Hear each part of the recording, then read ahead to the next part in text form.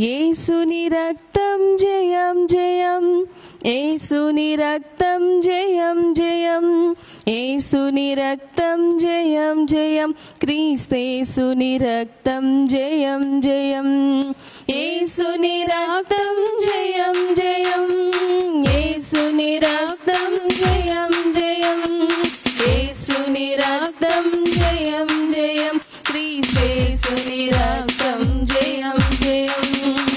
యేసుని రక్తము బలము గలది, యేసుని రక్తము మహిమ గలది, యేసుని రక్తము పవిత్రమైనది, విలువైన రక్తమది. యేసుని రక్తము బలము గలది, యేసుని రక్తము మహిమ గలది, యేసుని రక్తము పవిత్రమైనది, విలువైన రక్తమది. యేసుని రక్తం జయం జయం, యేసుని రక్తం జయం జయం, యేసుని రక్తం జయం జయం, క్రీస్తేసుని రక్తం జయం జయం. యేసుని రక్తం జయం జయం, యేసుని రక్తం జయం జయం, యేసుని రక్తం జయం జయం, క్రీస్తేసుని రక్తం జయం జయం. పాపము బాపిడి యేసుని రక్తము, శాపము బాపిడి యేసుని రక్తము, పాపము బాపిడి యేసుని రక్తము, శాపము బాపిడి యేసుని రక్తము, వ్యాధిని తీర్చెడి యేసుని రక్తము, విడుదలనిచ్చెడి యేసుని రక్తము, పాదిని తీర్చెడి యేసుని రక్తము, విడుదలనిచ్చెడి యేసుని రక్తము. యేసుని రక్తం జయం జయం, యేసుని రక్తం జయం జయం, యేసుని రక్తం జయం జయం, క్రీస్తేసుని రక్తం జయం జయం. యేసుని రక్తం జయం జయం, యేసుని రక్తం జయం జయం, యేసుని రక్తం జయం జయం, క్రీస్తేసుని రక్తం జయం జయం. భద్రతని చెడి యేసుని రక్తము, భయము మాన్పెడి యేసుని రక్తము, భద్రతని చెడి యేసుని రక్తము, భయము మాన్పెడి యేసుని రక్తము, బలమును సగిడి యేసుని రక్తము, పరము చేచెడి యేసుని రక్తము, బలమును సగిడి యేసుని రక్తము, పరము చేచెడి యేసుని రక్తము. యేసుని రక్తం జయం జయం, యేసుని రక్తం జయం జయం, యేసుని రక్తం జయం జయం, క్రీస్తేసుని రక్తం జయం జయం. యేసుని రక్తం జయం జయం, యేసుని రక్తం జయం జయం, యేసుని రక్తం జయం జయం, క్రీస్తేసుని రక్తం జయం జయం. యేసుని రక్తము బలము గలది, యేసుని రక్తము మహిమ గలది, యేసుని రక్తము పవిత్రమైనది, విలువైన రక్తమది. యేసుని రక్తం జయం జయం, యేసుని రక్తం జయం జయం, యేసుని రక్తం జయం జయం, క్రీస్తేసుని రక్తం జయం జయం.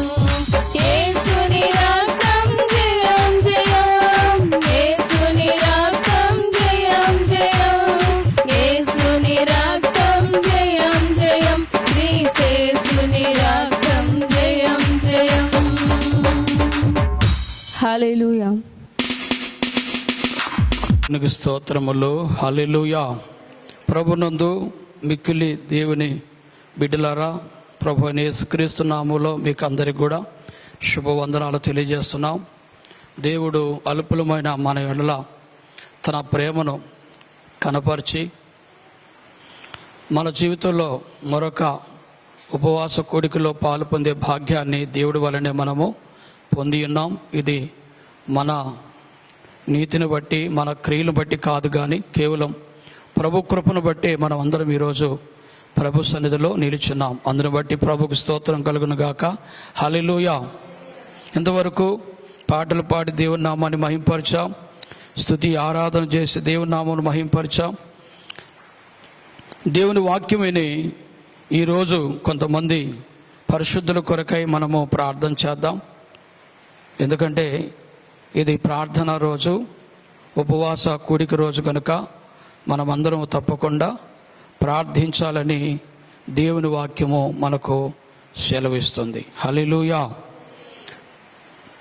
చిన్న ప్రార్థన చేద్దాం. మరొకసారి, గొప్ప దేవా, నీ నామాన్ని కీర్తించి ఆరాధించి మహిమపరుచుంటున్నాం. అయా తండ్రి, దేవుని వాక్యం కొరకు ప్రార్థిస్తున్నాం. వాక్యమయ్యున్న దేవుడవు, మాట్లాడే దేవుడవు, నాతో, నా కుటుంబంతో, సంఘముతో, సంఘమంతటితో మీరు మాట్లాడి మీరు మహిమ తెచ్చుకున్నామని వినేవారికి నాయనా అందరికీ ఆశీర్వాదము, రక్షణ, నిత్య జీవము కలుగున్నట్లుగా కృప చూపించమని యేసుక్రీస్తు నామములో ప్రార్థిస్తున్నాం పరమ తండ్రి. ఆమేన్. హల్లెలూయా. దేవుని వాక్యాన్ని విందాం. ఈరోజు మన యొక్క వాక్యాంశం ఏంటంటే పరిశుద్ధాత్మ దేవుడు. పరిశుద్ధాత్మ దేవుడు అనే అంశాన్ని నేను మీకు ప్రభు సహాయంతో తెలియజేయడానికి సిద్ధపడి ఉన్నాను. మన దేవుడు తండ్రి, కుమార, పరిశుద్ధాత్మ దేవుడు. త్రియేక దేవుడు. మూడు దేవుళ్ళేమి కాదు, కానీ ఒకే దేవుడు, త్రియేక దేవుడు. త్రిత్వమే కానీ ఏకత్వము. ఆయన తండ్రిగా, యేసుక్రీస్తుగా, పరిశుద్ధాత్మగా ఉన్నాడు. కనుక ఈరోజు పరిశుద్ధాత్మల గురించి మన దేవుని వాక్యం వినబోతున్నాం. పరిశుద్ధాత్మ దేవుని యొక్క కార్యాలు ఎలా ఉంటాయంటే, మొదటిగా మనమందరము పాపులము. పాపులమని మనం ఒప్పుకోం. అంటే మనం కాదు, లోకము పాపులు. మీరు పాపులంటే నేనేం పాపం చేశాను, నేను ఏం పాపం చేశాను, నేను ఎట్లా పాపినైతాను అని క్వశ్చన్ వేస్తారు. కనుక అయితే పరిశుద్ధాత్మ దేవుడు ఏం చేస్తాడంటే పాపమును గురించి మనిషిని మొదట ఒప్పింపజేస్తాడు. నీవు పాపివి, నువ్వు చేసే ఈ కార్యాలన్నీ కూడా పాపము అని తెలియజేసేది, ఒక పాపాన్ని గురించి తెలియజేసేది దేవుడు ఒక్కడే. ఎందుకంటే పాపం అనగా మానవునికి తెలియదు, అందుకే పాపము, మానవులు పాపం చేసేస్తున్నారు. అంటే ఏది చేస్తే పాపమో, ఏది పాపమో, ఏది పాపము కాదో తెలియక సతమతమవుతున్నటువంటి పరిస్థితుల్లో లోకం ఉంది. అందరూ కూడా చేస్తున్నటివి దాదాపుగా దేవునికి విరోధమైనటువంటి కార్యాలు, పాపము చేస్తూ ఉన్నారు. అయితే పాపమని, పాపులని వారికి తెలియదు. ఒక దైవ గ్రంథము తప్ప పాపముల గురించి తెలియజేసి, ఆ పాపం ఎలా పోతాదో తెలియజేసి, పాపము నుంచి విడిపించి పరమాత్మని, దేవుణ్ణి చేర్చుకునే మార్గాన్ని చూపించేటువంటిది బైబిల్ ఒక్కటి. కనుక వాక్యంలో రాయబడిన మాట మనం చూడండి. యోహాను సువార్త 16వ అధ్యాయము. యేసుక్రీస్తు వారు ఈ లోకములో ఉన్నప్పుడు పరిశుద్ధాత్మ దేవుడు వస్తాడు. ఆయన వచ్చి పాపమును గూర్చి, నీతిని గూర్చి, తీర్పును గూర్చి లోకమును ఒప్పింప చేస్తాడు అన్నాడు. యోహాను సువార్త 16వ అధ్యాయము 8వ వచనం చదవండి. యోహాను 16:8. ఆయన వచ్చి పాపమును గూర్చి, నీతిని గూర్చి, తీర్పును గూర్చి లోకమును ఒప్పుకొన చేయును. హల్లెలూయా. ఆయన అంటే ఆయన వచ్చి అంటున్నాడు యేసు ప్రభువారు. ఎవరు వచ్చి? పరిశుద్ధాత్మ దేవుడు. నేను వెళ్ళి పరిశుద్ధాత్మను మీకోసం పంపుతాను, ఆయన మీ యొద్దకు వస్తాడు, మీతో ఉంటాడు, మీలో ఉంటాడు అని చెప్పాడు యేసయ్య. పరిశుద్ధాత్మను గురించి యేసయ్య సాక్ష్యం ఇచ్చాడు. పరిశుద్ధాత్మ దేవుడు వస్తాడు. ఆయన వచ్చి ఏం చేస్తాడంటే పాపమును గూర్చియు, నీతిని గూర్చియు, తీర్పును గూర్చియు ఒప్పింపచేయును. మనిషిని నీవు పాపివి అని ఒప్పింపజేసేది పరిశుద్ధాత్మ దేవుడు. అంటే పరిశుద్ధాత్మ సహాయం లేకుండా ఎవరు నేను పాపి నేను ఒప్పుకోరు. నేనేం పాపిని, పాపం చేసినా వాళ్ళకి తెలియదు, ఇది పాపం అని తెలియదు. దానివల్ల నేనేం పాపినని చెప్తా ఉంటారు. అయితే ఏది పాపమో, ఎవరు పాపులో ఆ ఆత్మదేవుడు ఏం చేస్తాడంటే వచ్చి సహాయం చేస్తాడు. ఒకరోజు ఒక ఆయన కూడా సాక్ష్యం చెప్పాడు, నేను అంతా కరెక్ట్గా ఉన్నాను, నేను చేసే పనులన్నీ కరెక్ట్గా ఉన్నాయి అని అనుకొని మోసపోయాడంట. అయితే ప్రభు దగ్గరికి వచ్చినప్పుడు తన యొక్క పాపములన్నీ కూడా స్క్రీన్ మీద పూర్తిగా సినిమా ఎట్లయితే కనపడుతుందో తాను చేసినటువంటి చిన్నప్పటి నుండి తాను చేసినటువంటి ప్రతి పాపాన్ని చూపించి, ఇదిగో నేను ఏం పాపం చేశాను, నేను కరెక్ట్గా ఉన్నాను, నా పనులని కరెక్ట్గా ఉన్నాయి అనుకుంటున్నావు, ఇదిగో నువ్వు చేసినవన్నీ అన్నప్పుడు అతను ఎంతో ఆశ్చర్యపడి, ఓ నేను పాపిని, నేను నీతిమంతుని కాదు, నేను పాపం చేసిన వాణ్ణి, నేను పాపిని, అయ్యో నేను పాపినని తాను ఒప్పుకున్నాడు. యేసుక్రీస్తును రక్షకుడుగా అంగీకరించాడు. కాబట్టి పరిశుద్ధాత్మ దేవుడు పాపమును గురించి ఒప్పింపజేస్తాడు. హల్లెలూయా. రక్షించబడిన మనమైనా కూడా కొన్నిసార్లు దొర్లుతూ ఉంటాం, జారుతూ ఉంటాం, తప్పిపోతూ ఉంటాం. పాపం చేస్తామని కాదు, కానీ పొరపాట్లు జరుగుతూ ఉంటాయి. కానీ నువ్వు చేసింది పొరపాటని, నువ్వు చేసింది పాపమని నీ మటుకు నీకు తెలియదు. అందుకే మనం ఎప్పుడు కూడా పరిశుద్ధాత్మ దేవుడా, నేనేదైనా మీ ఎదుట, దేవుని ఎదుట నేను పాపం చేసి ఉంటే నాకు బయలుపరచు, నేను పొరపాటుగా ప్రవర్తించుంటే, నేను తప్పుగా ప్రవర్తించుంటే నాకు బయలుపరచు, నేను నా పాపములు ఒప్పుకుంటాను, దాన్ని విడిచిపెడతానని పరిశుద్ధాత్మ దేవునికి మనము ప్రార్థన చేసి అడగాలి. అప్పుడు ఆయన అడిగావు కదా నువ్వు, ఆయన నీకు సహాయం చేస్తాడు, నీతో మాట్లాడతాడు, నువ్వు చేసిన పొరపాట్లను తెలియజేస్తాడు. నేను కూడా చాలాసార్లు పరిశుద్ధాత్మ దేవునికి ప్రార్థన చేసినప్పుడు ఆత్మదేవుడు నా పొరపాట్లను చూపించినప్పుడు నేను దాన్ని సరిచేసుకుంటే మనం దీవించబడతాం. మనసును కఠినపరుచుకుంటే మనం నష్టపోతాం. కఠినపరుచుకోవడం అంటే ఏంటి? ఏముందులే, అదేమైతే అదిలే, ఒక పొరపాటు చేసినాము అని తెలిసి కూడా దేవుడు దాన్ని మనకు చూపించినప్పుడు కూడా మనం సర్దుకుంటా పోయినాం అనుకో, అది మనకే నష్టం కలుగుతుంది. దేవుణ్ణి అడగాలి. ఏమని? దేవుణ్ణి అడగాలి, నేనేదైనా పొరపాటుగా నీ ఎదుట నడుచుంటే నాతో మాట్లాడిన ఆయన నాకు చూపించు, నేను నీ ఎదుట నేను సరిచేసుకోవడానికి, నీతో సమాధాన పడడానికి, నీ ఎదుట నీతిమంతునిగా ఉండడానికి నేను ఇష్టపడుతున్నాను అని దేవుణ్ణి నువ్వు ఆశ్రయిస్తే ప్రతి పొరపాటు చూపిస్తాడు. చూపించిందల్లా ఒప్పుకోవాలా, విడిచిపెట్టాలి. చాలామంది దేవుడు ఆ యొక్క హెచ్చరించినప్పుడు, దేవుడు బోధించినప్పుడు ఏం చేస్తారంటే ఒప్పుకోరన్నమాట. చూడండి, దేవుని యొక్క వాక్యం చెప్తుంది. సామెతల గ్రంథము 28:13. సామెతలు 28:13. అతిక్రమములను దాచిపెట్టువాడు వర్ధిల్లుడు, వాటిని ఒప్పుకొని విడిచిపెట్టువాడు కనికరము పొందును. హల్లెలూయా. అతిక్రమాలు అని తెలిసినప్పుడు, పలానిది క్రమము కాదు, అది అతిక్రమము అని తెలిసినప్పుడు, దేవుని ద్వారా మనకు తెలిసినప్పుడు దాన్ని ఏం చేయాలంట? అతిక్రమములు దాచిపెట్టువాడు వర్ధిల్లడు, వాటిని ఒప్పు కనికరము పొందుతాడు. దేవుడు నిన్ను నన్ను మనందరినీ కూడా కనికరించాలంటే, హల్లెలూయా, మనము చేసిన అతిక్రమాలు పరిశుద్ధాత్మ దేవుడు మనకు తెలియజేసినప్పుడు వాటిని ఒప్పుకొని విడిచిపెట్టాలి. వాటిని ఒప్పుకోవాలా, విడిచిపెట్టాలా. చాలామంది ఒప్పుకోరు, విడిచిపెట్టరు, తన మనసును కఠినపరుచుకుంటూ ఉంటారు.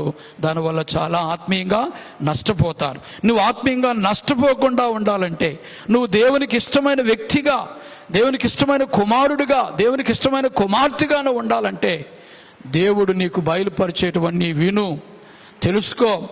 ఎక్కడైనా పొరపాటు చేస్తే, పొరపాటులు అనేటివి సహజంగా జరుగుతూ ఉంటాయి. అయితే వాటిని ఒప్పుకొని విడిచిపెట్టడం అనేది తప్పకుండా దేవుని బిడ్డలుగా మనం చేయవలసినటువంటి పనిగా ఉంది. హల్లెలూయా. పాపమును గురించి బోధించేవాడు, పాపమును గురించి తెలియజేసేవాడు, పాపమును కప్పిపెట్టేవాడు కాదు. అపవాది ఉన్నాడు. ఏం చేస్తాడో తెలిసిన అపవాది, నువ్వు కరెక్ట్గా ఉండవు, అబ్బే నువ్వేమి చేయలేదులే. ఎంత చేసినా కూడా అపవాది కప్పి పెడతాడు. ఆత్మదేవుడు లేదు, నువ్వు ఇలాంటి పొరపాటు చేశావు, అబద్ధం ఆడొచ్చావు, నువ్వు దాన్ని ఒప్పుకొని విడిచిపెట్టి ఇంక అబద్ధం ఆడినని చెప్పు, పలాంటి దూషించొచ్చావు, పలాని వారిని శపించొచ్చావు, నువ్వు ఒప్పుకో, అలా చేయనని చెప్పి దేవుని కాడు ఒప్పుకో, దేవుడు నిన్ను కనుకరిస్తాడు అని పరిశుద్ధాత్మ దేవుడు మన పాపముల గురించి చెప్పి ఒప్పింపజేసి మనను దేవుని దగ్గర నడిపిస్తాడు. ఈయనే నీ పాపము నుంచి నిన్ను రక్షించగలవాడు. దేవుని దగ్గర రా, యేసు ప్రభు దగ్గరికి రా, నీ పాపము నుంచి నిన్ను రక్షిస్తాడు ఈయనని చెప్పి మనల్ని ప్రభు దగ్గరికి నడిపిస్తాడు. మనను పాపులని ఒప్పింపజేస్తాడు. యేసుక్రీస్తు పాపము నుంచి రక్షించే దేవుడని తెలియజేస్తాడు. చూడండి అన్నమాట దేవుని వాక్యంలో కొరింథీయులకు రాసినటువంటి ఆ యొక్క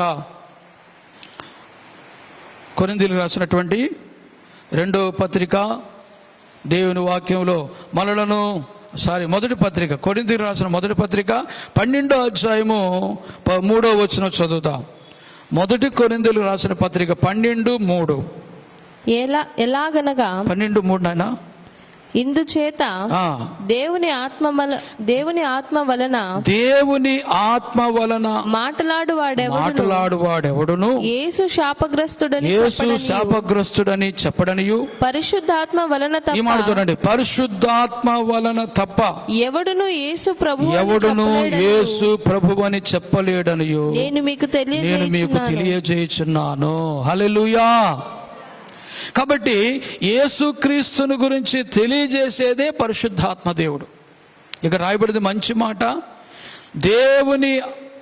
ఇందుచేత దేవుని ఆత్మ వలన మాటలాడువాడెవడును యేసు శాపగ్రస్తుడని చెప్పడు. ఆత్మదేవుడు మాట్లాడేవాడు ఎట్టుంటాడంట? యేసు శాపగ్రస్తుడని చెప్పడంట. ఆత్మదేవుడు ఎలా మాట్లాడతాడు? పరిశుద్ధాత్మ వలన తప్ప ఎవడునూ యేసు ప్రభువని చెప్పలేడనియో నేను మీకు తెలియజేయుచున్నాను. పౌలు అంటున్నాడు, పరిశుద్ధాత్మ వలన తప్ప ఎవడునూ యేసు ప్రభు అని చెప్పలేడు. ఇప్పుడు ఈరోజు నీవు నేను మనందరం కూడా యేసు ప్రభువని, యేసు ప్రభు రక్షకుడని, యేసు క్రీస్తు ప్రభువని మనం ఒప్పుకొని, ఆయనే నా రక్షకుడని మనం ఒప్పుకొని విశ్వసించినందువల్ల రక్షించబడ్డాం. ఇలాగా ఒప్పింపజేసింది ఎవరంటే పరిశుద్ధాత్మ దేవుడు. ఇలాగ ఒప్పింపజేసింది ఎవరు? నువ్వు పాపివని ఒప్పింపజేసింది ఎవరు? పరిశుద్ధాత్మ దేవుడు. యేసుక్రీస్తు ప్రభువని ఒప్పింపజేసింది, నీకు రక్షకుడు ఈయనని ఒప్పింపజేసింది ఎవరంటే పరిశుద్ధాత్మ దేవుడు. కనుక పరిశుద్ధాత్మ దేవుని కార్యాల గురించి ఈరోజు మనము వింటున్నాం. పరిశుద్ధాత్మ దేవుడు ఈ లోకాన్ని ఒప్పింపజేస్తాడంట. పాపమును గూర్చియు, నీతిని గూర్చియు, తీర్పును గూర్చియు ఆయన ఒప్పింపచేయును. హల్లెలూయా.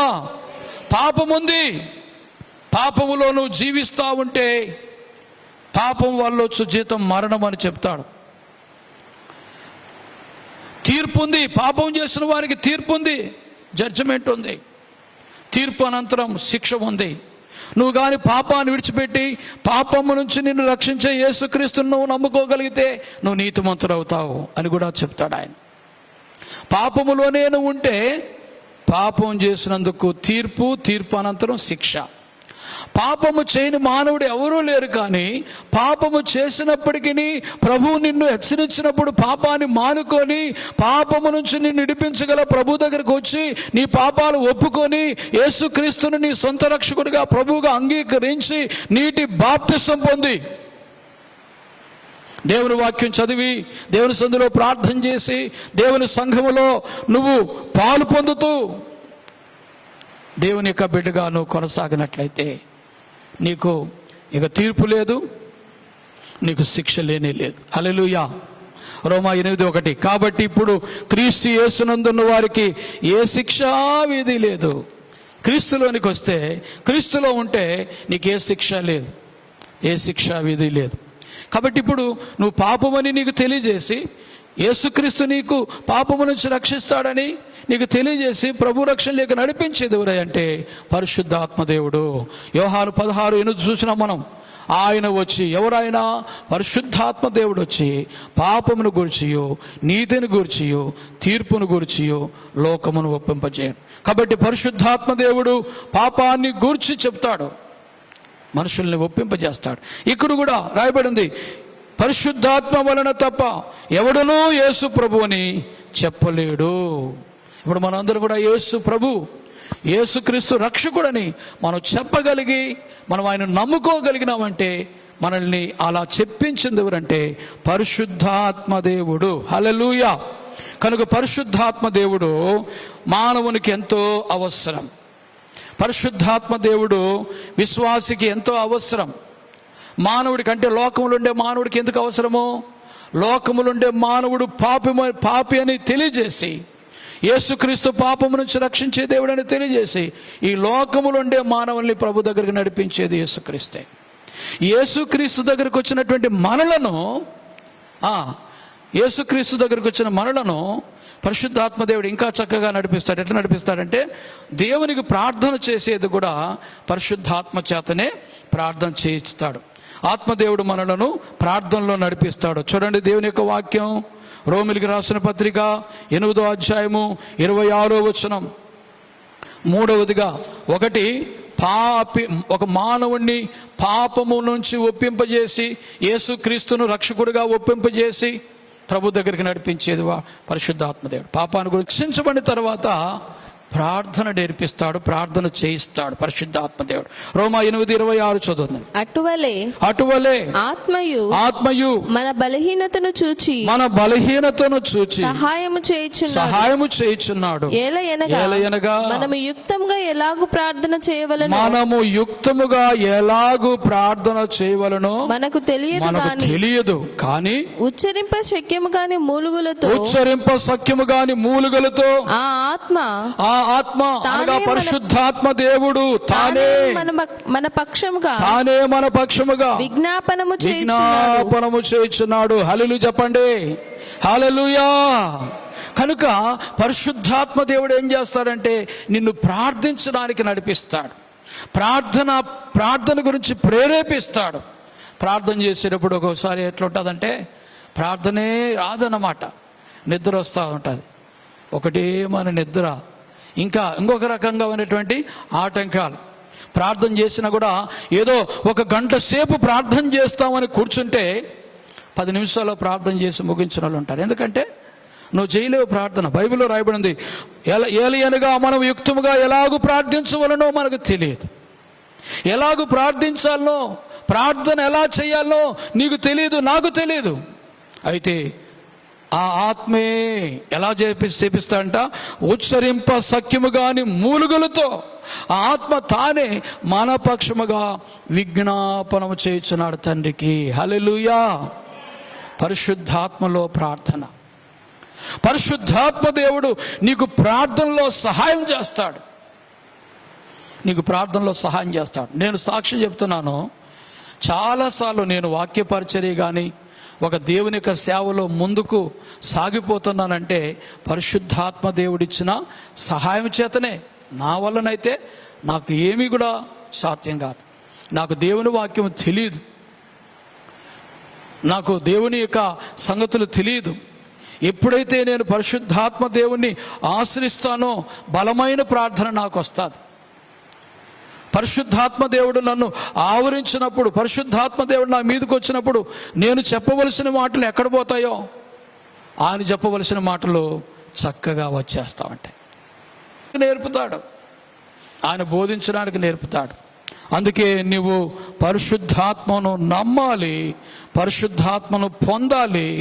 ప్రతి ప్రార్థనలో, ప్రతి పనిలో పరిశుద్ధాత్మ దేవుని సహాయం నువ్వు కోరుకోవాలి.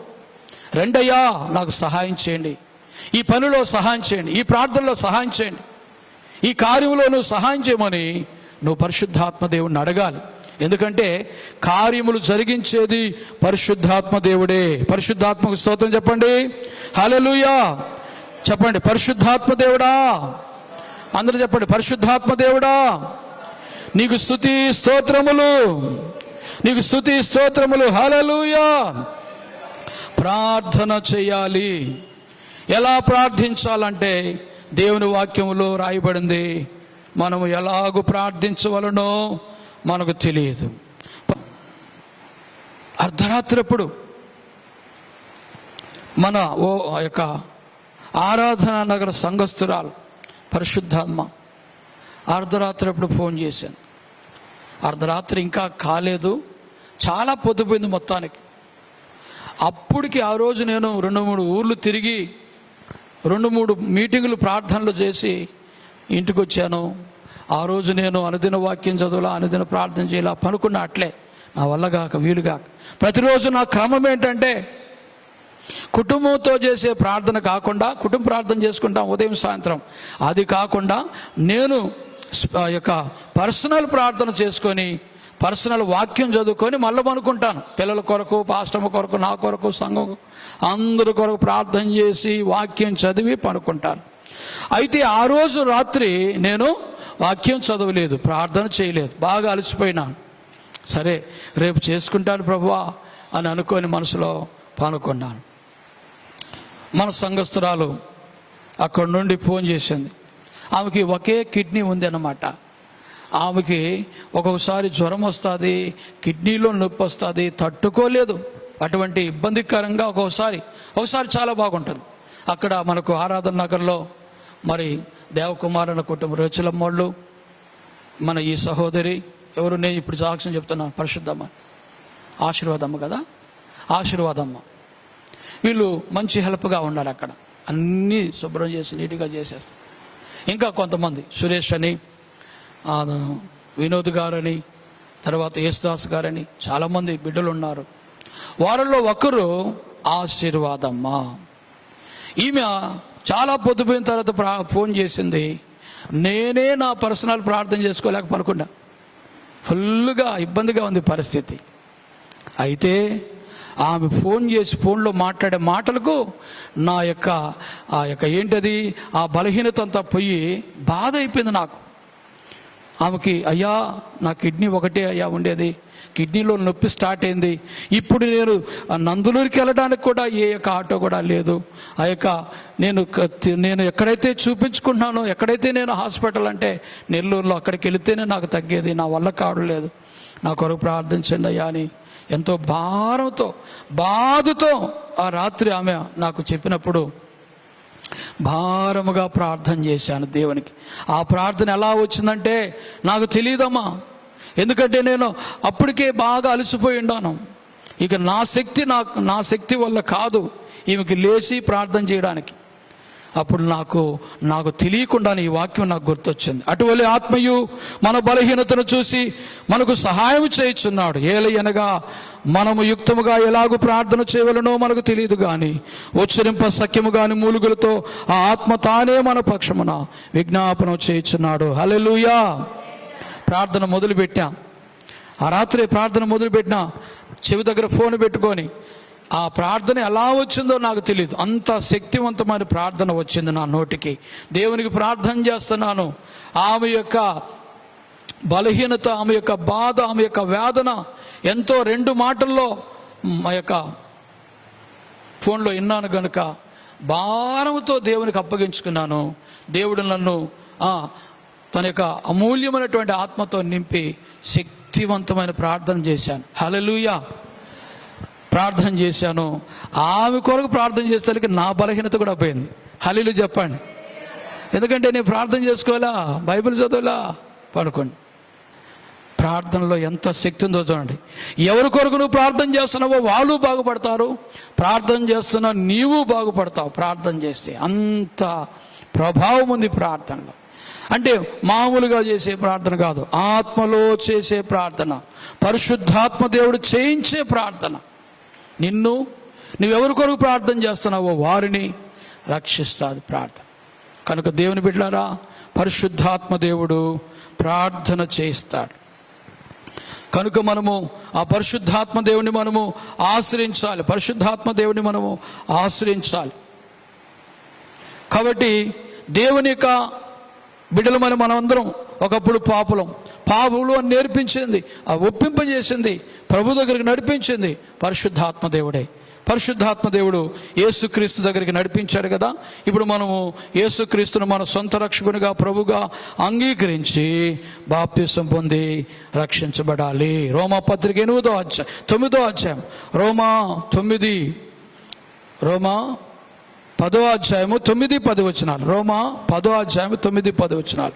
అదేమనగా యేసు ప్రభు అని నీ నోటితో ఒప్పుకొని దేవుడు మృతులలో నుండి ఆయనను లేపునని నీ హృదయమందు విశ్వసించినట్లా నీవు రక్షింపబడుదువు. ఏలయనగా నీతి కలుగునట్లు మనుషుడు హృదయంలో విశ్వసించును, రక్షణ కలుగునట్లు నోటితో ఒప్పుకొనును.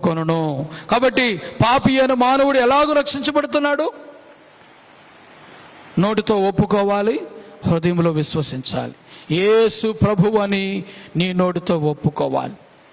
దేవుడు ఆయన్ను మృతుల్లో నుంచి లేపాడని నీ హృదయమందు విశ్వసించాలి.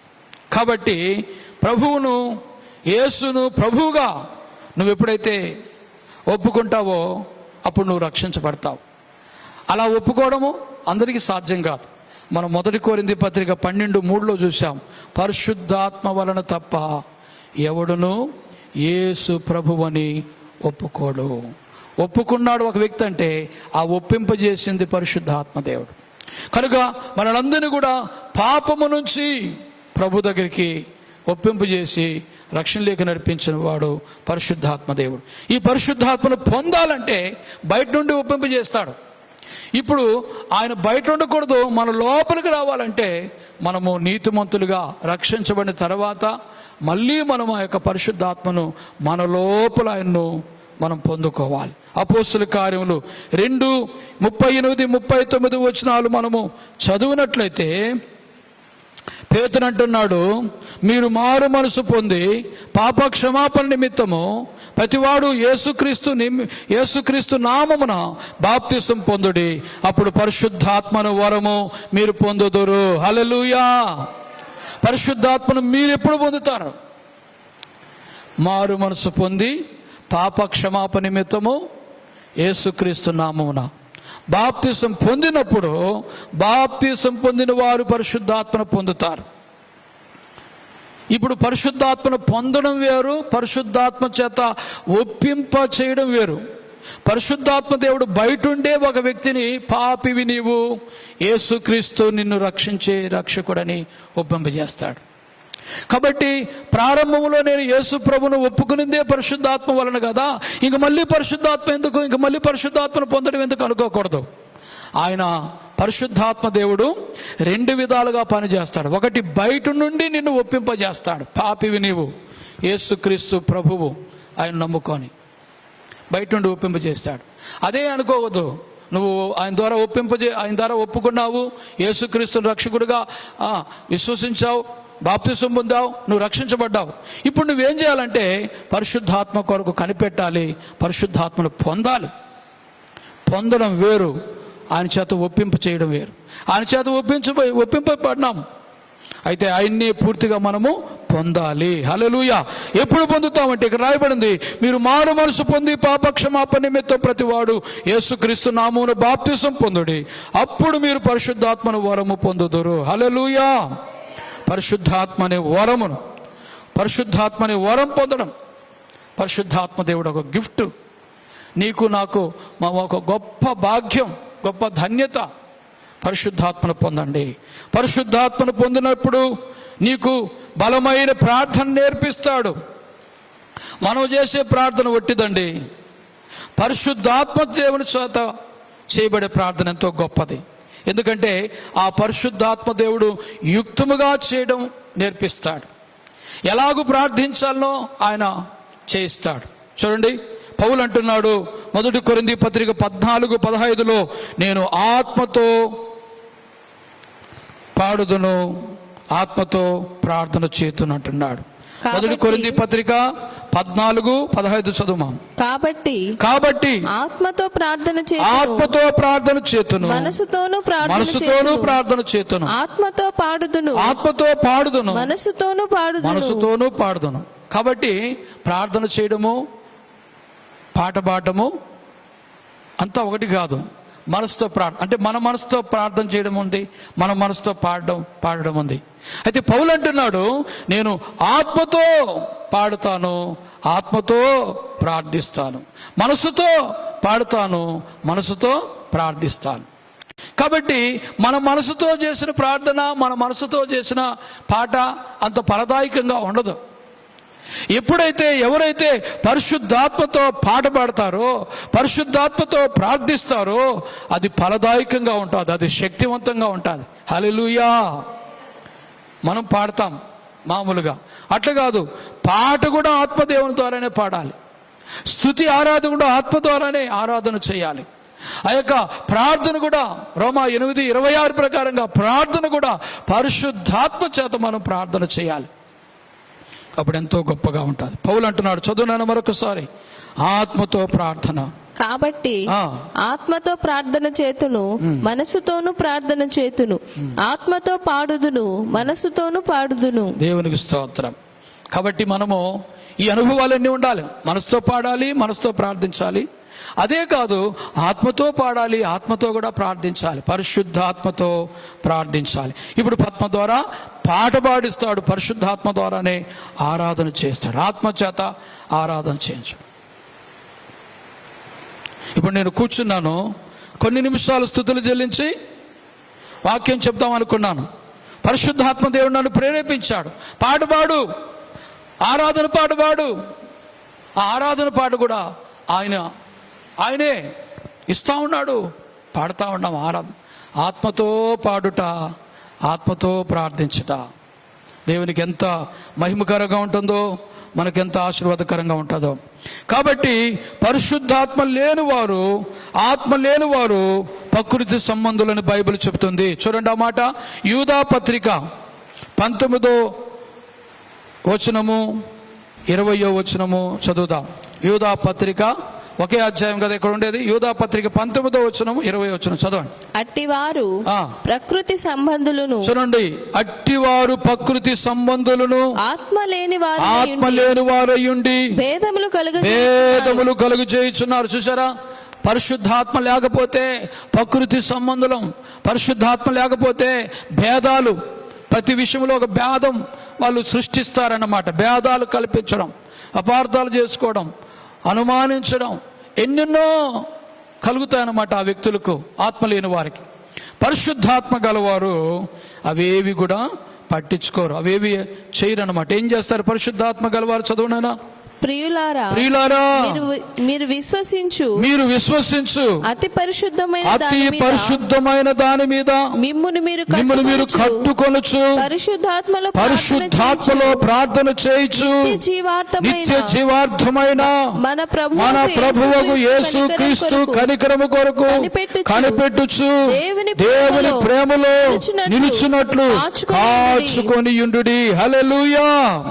పరిశుద్ధాత్మలో ప్రార్థన చేయండి అంటున్నాడు యూదా భక్తుడు. పరిశుద్ధాత్మలో ప్రార్థన చేయండి, పరిశుద్ధాత్మలో ప్రార్థన చేయండి అంటూ ఉన్నాడు.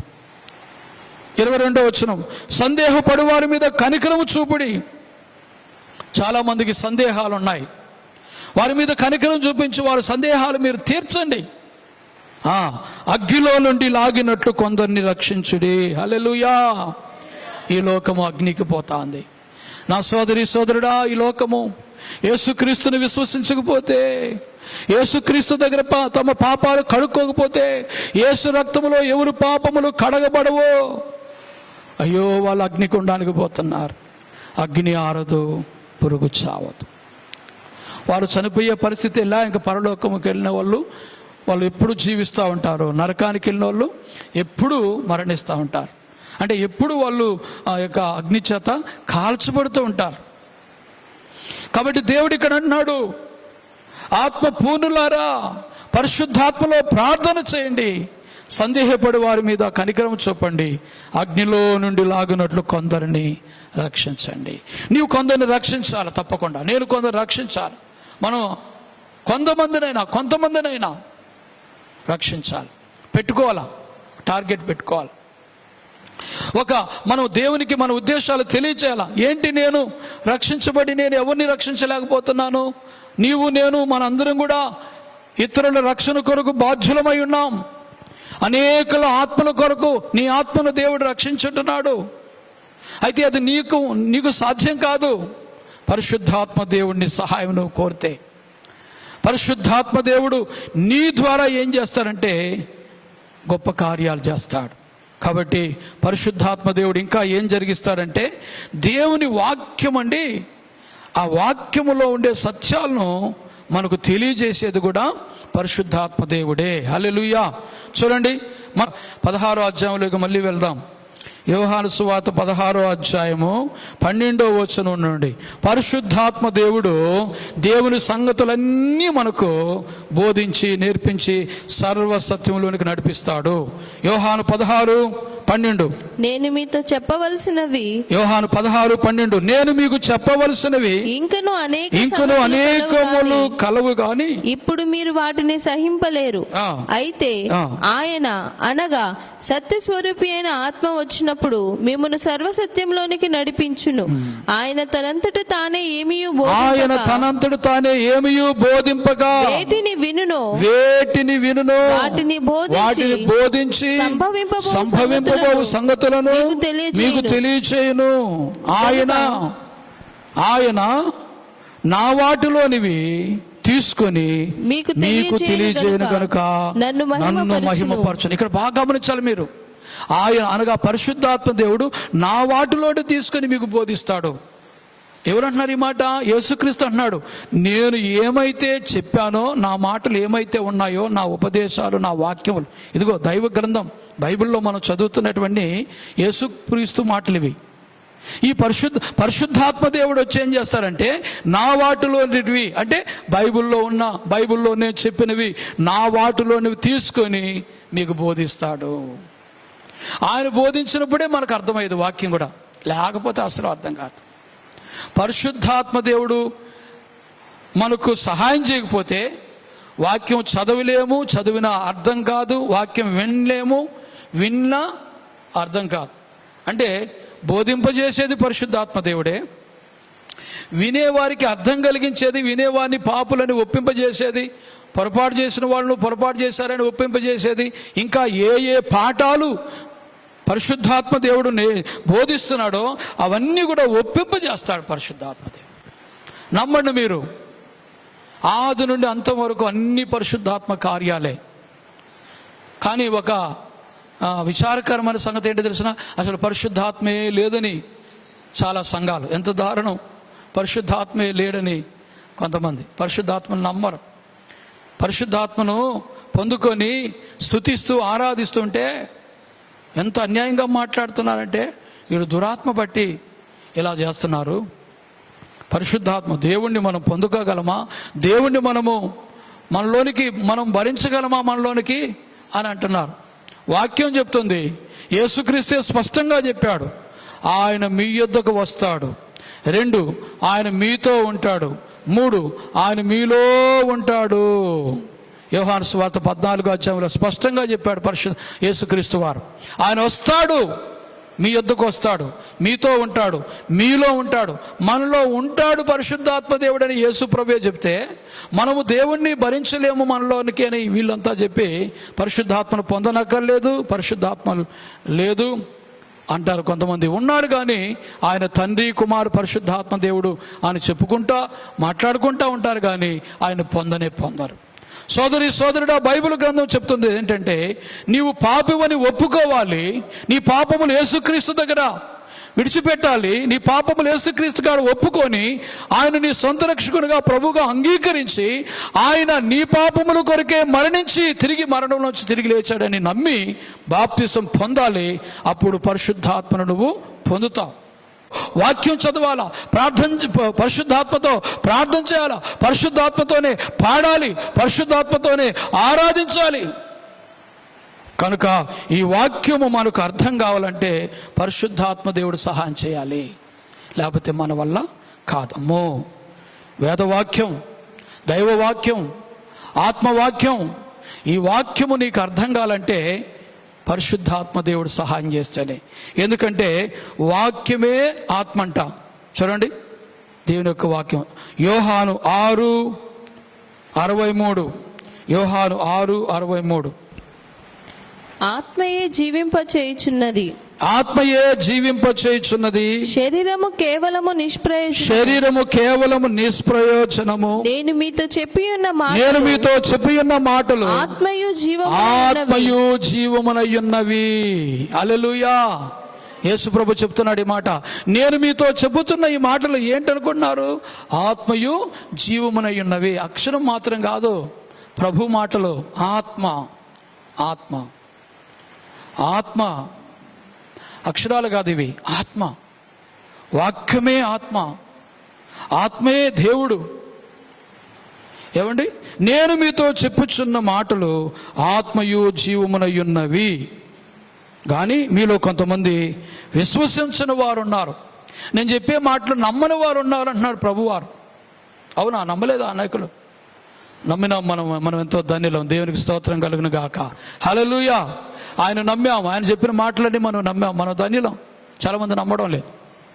ప్రభు ఇక్కడ అంటున్నాడు, నేను మీతో చెప్పి ఉన్న మాటలు ఆత్మయు జీవమునై. కనుక ఈ వాక్యం అంతా కూడా ఏమైందంటే ఆత్మయున్నది. వాక్యం ఆత్మ.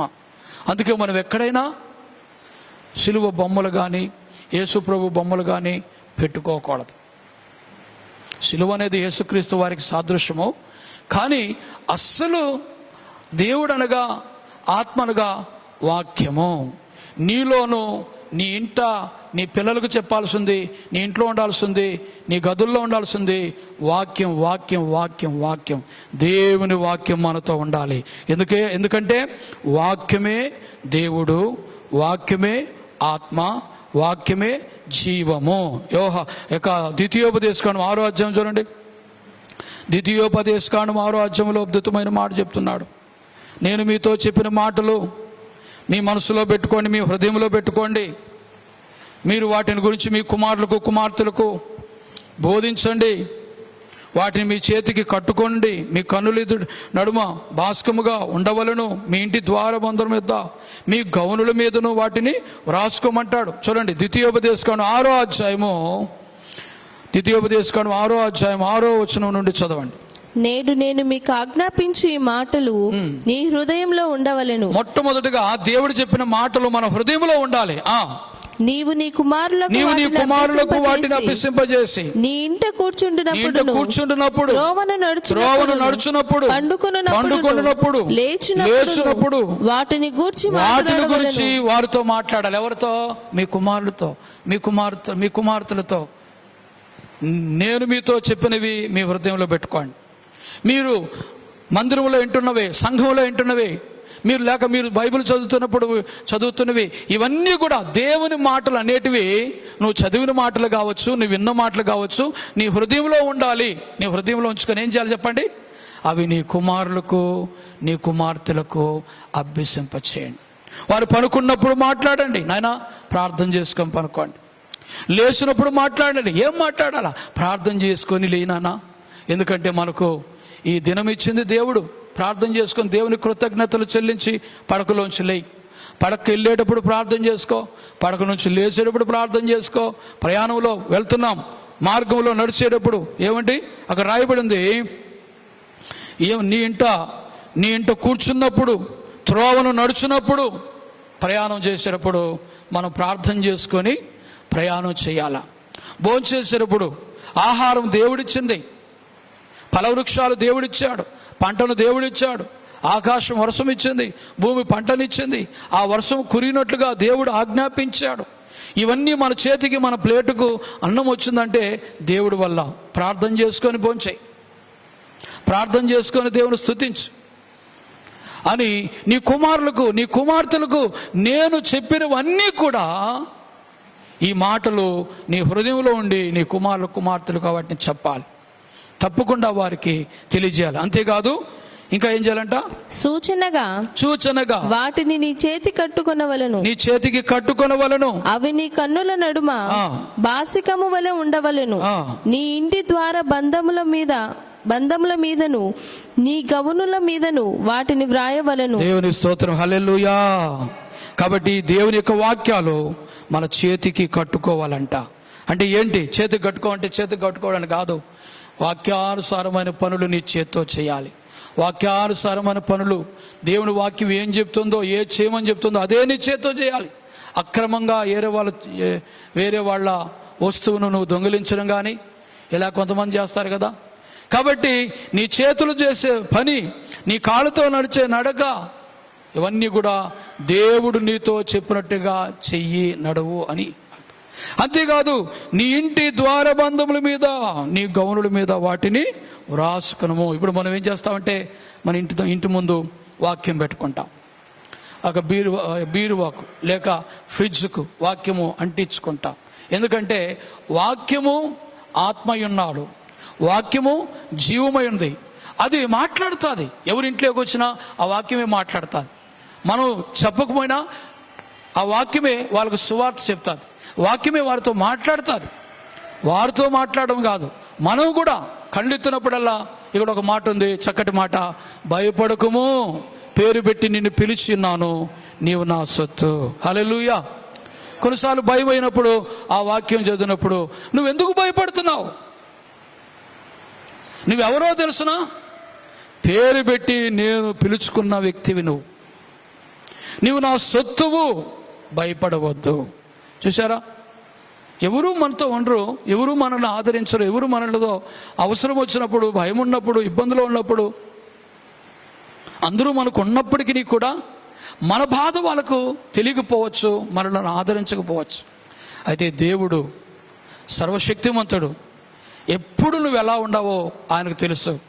అందుకే ఆయన వాక్యం గ్రంథం తెరవండి, బాధలో ఉన్నప్పుడు, భయంలో ఉన్నప్పుడు వాక్యం తెరిచి చదవండి, మీ మనసుకి ఎంతో నెమ్మది ఆవరిస్తాడు. ఆయన మాట్లాడతాడు. నేను చెప్పే మాటలు ఆత్మయు జీవమునై ఉన్నవి కానీ మీలో కొందరు విశ్వసింపని వారు ఉన్నారన్నారు. నమ్మని వారికి ఆయన ఏం చెప్పినా నమ్మరు. నమ్మే వారికి ఒక్క మాట చెప్పినా మనకి కొండంత ధైర్యం వచ్చేస్తుంది. నమ్మే కనుక మనం దేవుని నమ్ముతున్నాం కనుక వాక్యమే దేవుడు, వాక్యమే పరిశుద్ధాత్మ, ఆత్మ. హల్లెలూయా. కనుక ఈ యొక్క వాక్యాలు మన హృదయంలో ఉండాలి. మన బిడ్డలకు, మన సంఘముకు, మన వాళ్ళందరికీ కూడా దేవుని వాక్యాన్ని చెప్పాలి.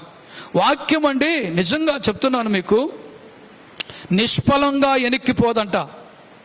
ఒక గొప్ప మాట ఉంది ప్రసంగి గ్రంథం, నీ ఆహారం నీళ్ళ మీద వేయము. ప్రసంగి 561 పేజీ, 561 పేజీ, 11:1. నీ ఆహారమును నీళ్ళ మీద వేయము. చాలా దినములైన తర్వాత అది నీకు కనపడును. హల్లెలూయా. నీ వాక్యమును నీళ్ళ మీద వేసేసాయి, మనుషుల మీదకు వేయి, మనుషులకు చెప్పు. నువ్వు చెప్పిన వెంటనే వాళ్ళు నమ్మకపోవచ్చు, కానీ దేవుడు చెప్తున్నాడు కొంతకాలానికి. ఎందుకంటే వాక్యం ఏంటంట, నేను మీతో చెప్పిన మాటలు ఆత్మయు, ఇంకేంత చెప్పిన రెండోది ఏంటి చెప్పండి, రెండోది ఏంటి? జీవమును. ఒక్కరు చెప్పడం లేదేమి? అర్థం కావడం లేదా? నేను మీతో చెప్పిన మాటలు, యోహాను 6:63 ఈ మాట ఉంది, నేను మీతో చెప్పి ఉన్న మాటలు ఆత్మయు జీవమునై ఉన్నవి.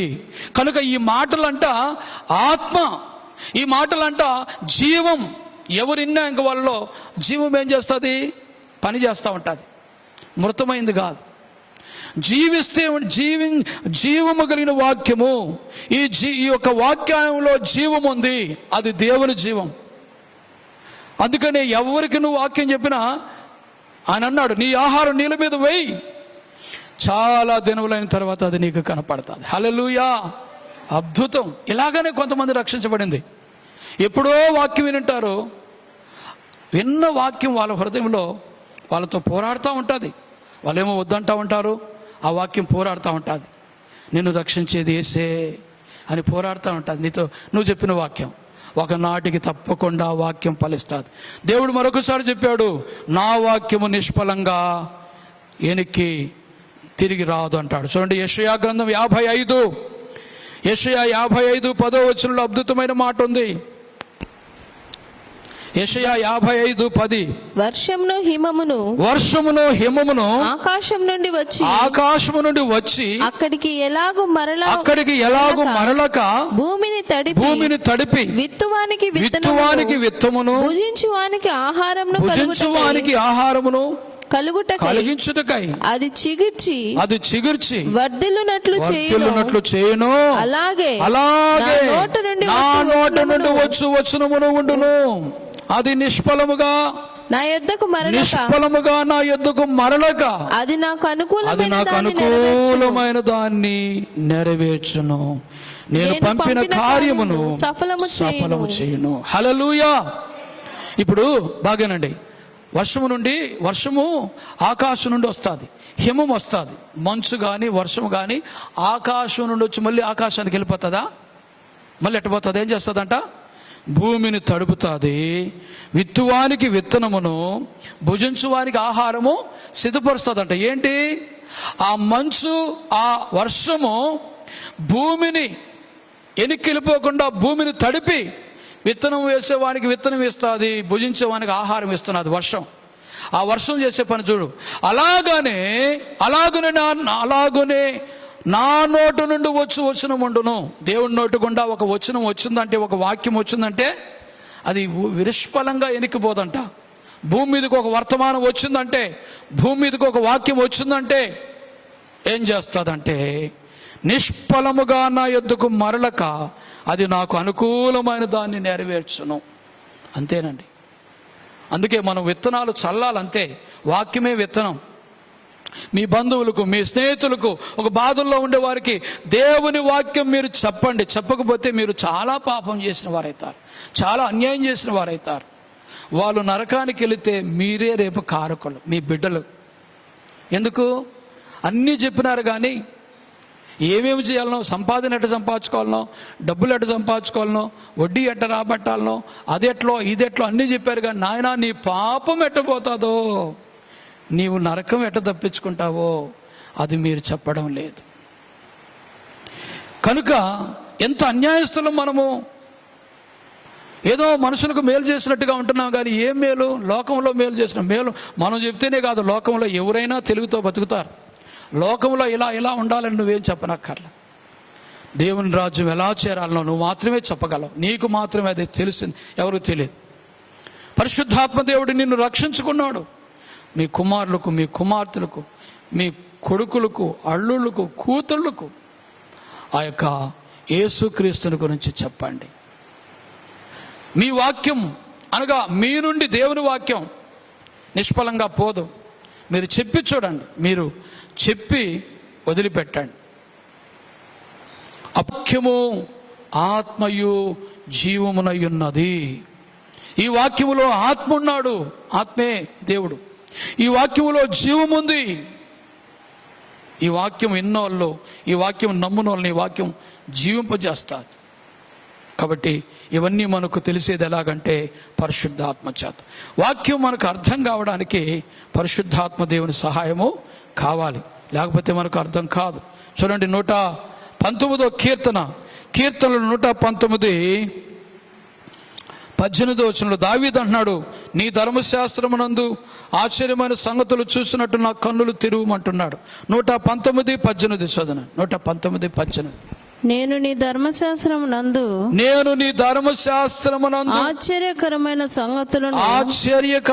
సంగతులను చూచునట్లు కన్నులు తెరువుము. చూడండి, దేవుని యొక్క వాక్యములో ఆశ్చర్యమైనటువంటి సంగతులు ఉన్నాయి, కానీ అవి మనకు వెంటనే కనపడవు, చదివితే అంత మాత్రం తెలియదు. అందుకే దావీదు ఏమంటున్నాడంటే ఆత్మ సహాయం కోరుతున్నాడు. దేవా నా కన్నులు తెరువు అంటే ఆయన కన్ను మూసుకొని చదువుతున్నాడు ఆ వాక్యము. నీ ధర్మశాస్త్రంలోని ఆశ్చర్యమైన సంగతులు చూసినట్లు నా కన్నులు తెరవమంటున్నాడు. ఆయన కళ్ళు తెరవకుండా ఉంటున్నాడా? కళ్ళు తెరిసే ఉన్నాడు. ఈ కంటికి కనపడవు, దేవుని సంగతులు ఈ కంటికి కనపడవు, దేవుని వాక్యం ఈ కంటికి అర్థం కాదు. అందుకే ఆత్మనేత్రం, నా నేత్రాన్ని, నా నేత్రం తెరవు, నా మనోనేత్రాన్ని తెరవజేసి గ్రహించడానికి సహాయం చేయమని అడుగుతున్నాడు. కనుక పరిశుద్ధాత్మ దేవుడు దేవుని ధర్మశాస్త్రములో ఉన్నటువంటి ఆశ్చర్యమైన సంగతులు, ఆశ్చర్యమైన కార్యాలు చూపిస్తాడు. కనుక బైబిల్ చదివేటప్పుడు ఈ మాట చదివి మీరు బైబిల్ చదవండి. ఏ మాట? అయ్యా నేను బైబిల్ చదవబోతున్నాను, నాకు మాత్రం ఏమీ అర్థం కావడం లేదు, నీ వాక్యములో ఉండే ఆశ్చర్యమైన సంగతులు, ఆత్మకార్యాలు నాకు నేను చూసినట్టు, నేను గ్రహించినట్టు నాకు కన్నులు తెరవమని పరిశుద్ధాత్మ దేవుని సహాయం కోరాలి. ఒకటి, పాపులంగా తెలియాలంటే పరిశుద్ధాత్మ దేవుని సహాయం కావాలి. యేసుక్రీస్తు రక్షకుడని నమ్ముకొని తెలుసుకోవాలంటే పరిశుద్ధాత్మ దేవుని సహాయం కావాలి. ప్రార్థన చేయాలంటే పరిశుద్ధాత్మ దేవుని సహాయం కావాలి. ఆ యొక్క వాక్యం చదవాలి, వాక్యం అర్థం కావాలంటే పరిశుద్ధాత్మ దేవుని సహాయమే కావాలి. ఇంకొక మాట ఏంటంటే, దేవుడు మనకి ఏమైతే సిద్ధపరిచినాడో అవన్నీ కూడా మనకు తెలియాలంటే కూడా పరిశుద్ధాత్మ వలననే. చూడండి, కొరింథీయులకు రాసిన మొదటి పత్రిక, అద్భుతమైన మరొక మాట మీకు చూపిస్తాను. మొదటి కొరింథీ పత్రిక 2వ అధ్యాయం 9వ వచనం 10వ వచనం. దేవుడు నీకు సిద్ధపరిచినవి నీకు తెలియాలంటే పరిశుద్ధాత్మ వలననే అది నీకు తెలిసేది. ఇందును గూర్చి, మొదటి కొరింథీ పత్రిక 2:9-10. ఇందును గూర్చి దేవుడు తన్ను ప్రేమించు వారి కొరకు ఏవి సిద్ధపరచునో అవి కంటికి కనపడవలెను, చెవికి వినపడలేదు, కంటికి కనపడలేదు, చెవికి వినపడలేదు, మనుష్య హృదయమునకు గోచరము కాలేదు అని వ్రాయబడి ఉన్నది. మనకైతే దేవుడు వాటిని తన ఆత్మ వలన బయలుపరిచి ఉన్నాడు. హల్లెలూయా. ఆ ఆత్మ అన్నిటిని దేవుని మర్మములను పరిశోధించుచున్నాడు. పరిశుద్ధాత్మ దేవుడు నీకు నాకు దేవుని మర్మాలన్నీ బయలుపరుస్తాడు. మనకేం తెలియదు. రక్షించబడినా కూడా దేవుడు నీకేం సిద్ధపరిచినాడో తెలియదు. నాకేం సిద్ధపరిచినా తెలియదు. రాజంపేటకు మేము తొలిగా వచ్చినప్పుడు, నేను పాస్టమ్మ వచ్చినప్పుడు ఎన్నో ఇబ్బందులు పడ్డాం. పరిశుద్ధాత్మ దేవుడు మాకు బోధించినాడు. ఇక్కడ నుండి రాజంపేటకు వెళ్ళిపోదాం, రాజంపేట నుంచి తిరిగి వెళ్ళిపోదామని ఎంతో ఆలోచన చేశాం. ఇక్కడ మేము బ్రతకలేము, ఇక్కడ మా వల్ల ఏమీ కాదు అని ఎదురు చూస్తున్నప్పుడు దేవుడు బోధించాడు, బాధపడద్దు, ఏమీ లేదని. అవును, ఎవరు ఏ సహాయం చేసేది వాళ్ళు లేరు. ఏ ఇబ్బందికరమైనటువంటి పరిస్థితుల్లో ఇక్కడ ఉంటున్నాం. ఎవరిని నోరెత్తి అడగలేం, ఫలాంది లేదు ఇప్పుడు మాకని. ఏం చేయడానికి కూడా లేదు. ఎంత కఠినమైన పరిస్థితులు ఎదుర్కొన్నాం.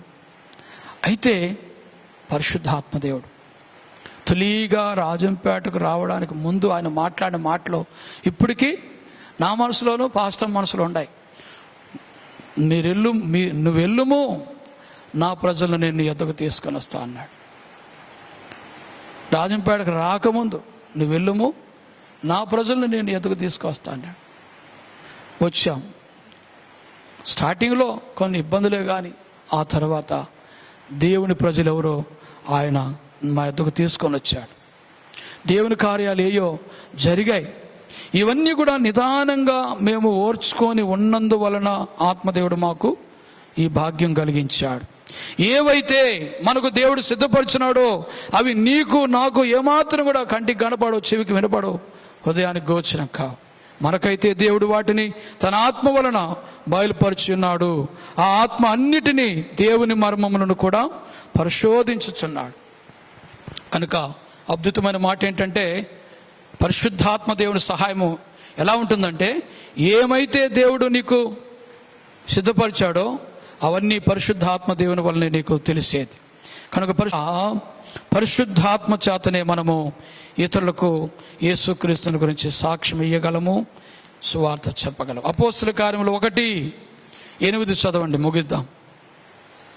అపోస్తల కార్యములు 1వ అధ్యాయం 8వ వచనం.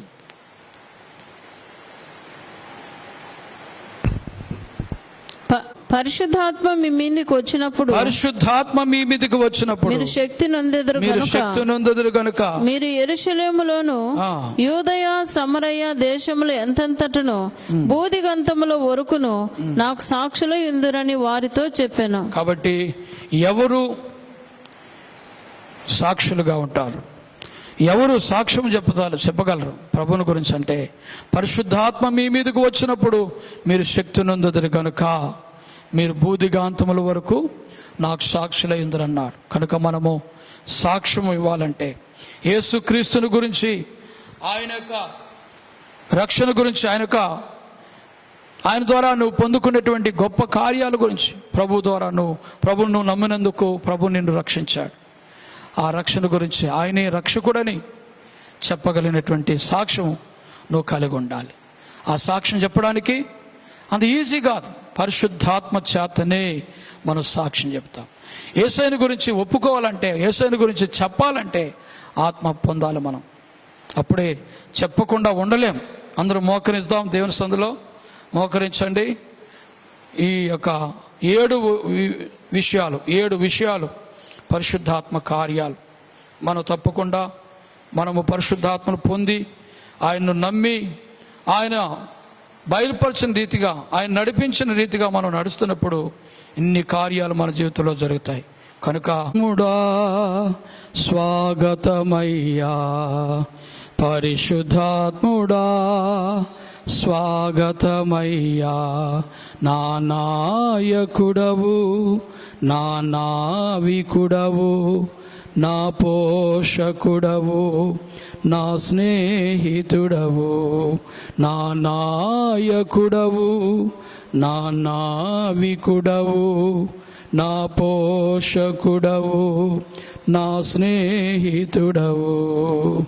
రండి రండి రండి రండి పరిశుద్ధాత్ముడా, రండి రండి రండి రండి పరిశుద్ధాత్ముడా, పరిశుద్ధాత్ముడా స్వాగతమయ్యా, పరిశుద్ధాత్ముడా స్వాగతమయ్యా.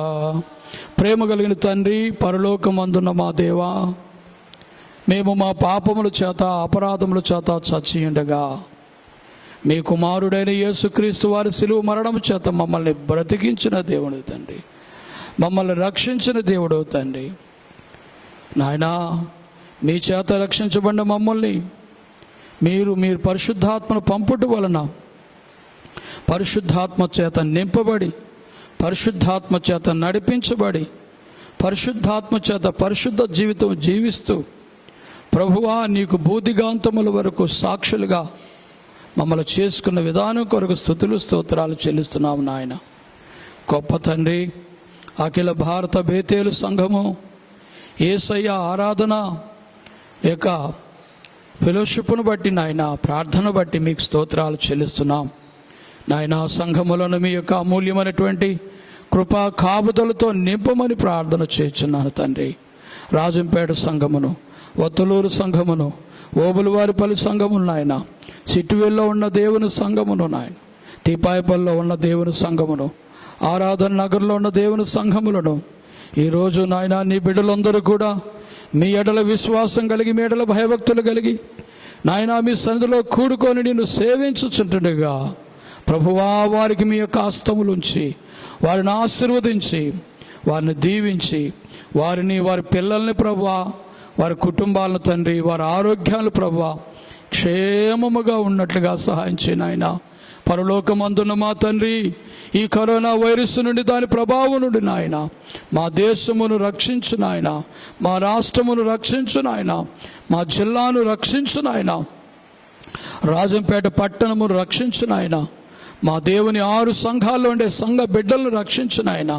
సంఘస్థులు ఏ గ్రామాలు అయితే ఉన్నారో ఆ గ్రామాలు కూడా రక్షించమని ప్రార్థన చేస్తున్నాను తండ్రి.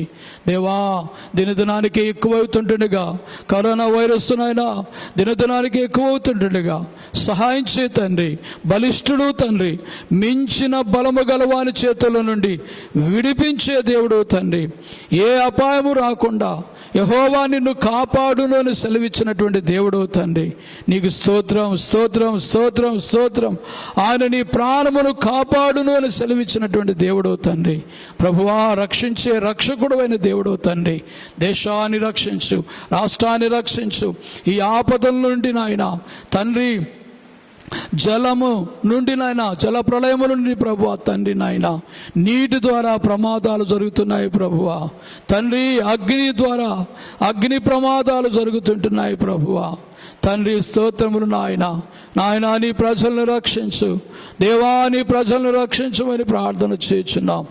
అందరూ కూడా నీ యందు విశ్వాసముంచి నీ నామమందు మంచి నమ్మకము కలిగి నడుచుకోవడానికి సహాయం చేయండి. ఎన్నో ఆపదలు, ఎన్నో ప్రమాదములు ప్రభువా ప్రజలను చుట్టుముట్టుండగా తండ్రి, నువ్వు తోడుగా ఉండి కాపాడు, రక్షించమని ప్రార్థన చేస్తున్నాం తండ్రి. దేవుని 6 సంఘములను మీ యొక్క సంరక్షణ కింద, మీ కాపుదల కింద కాపాడండి.